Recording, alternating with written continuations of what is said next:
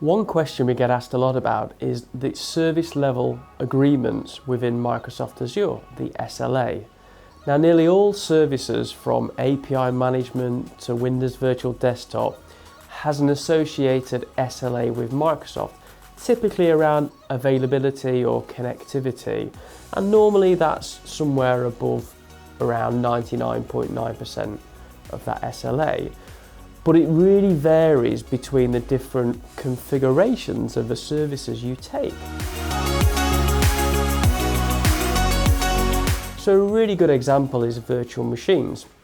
In a virtual machine you can configure it in different ways, and one of the biggest changes to an SLA is around the attached managed disk, so where you're putting your operating system and your data on there.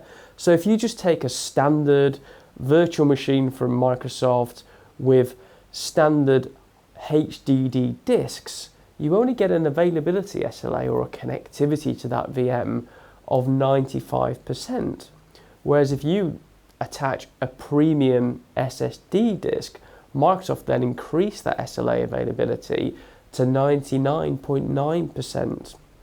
And then within the whole VM SLA capabilities, you can do something called an availability set, where you have a pair of VMs created as an availability set, and then that increases it further to 99.99%, so 4 nines. And you can see really whereby that configuration really affects the SLA, so that's something to watch out for. Now, the one mistake or one area where I see customers looking at their solution, because typically when you build on Azure and the business asks you for what's the availability of this application we've put on Azure, you're using multiple services and components. So if you've got two services like an app service and a database, and they're both 99.99%, the availability of that solution is not 99.99% because both of those services can fail. So I'm going to talk about composite or compound SLAs. So a composite or compound SLA is when you've got a combination of services within Azure that starts to create a solution level SLA. A really good example that we just discussed was a web app which comes with 99.95% availability, and that's probably writing data to a SQL database which has got a 4 nines SLA.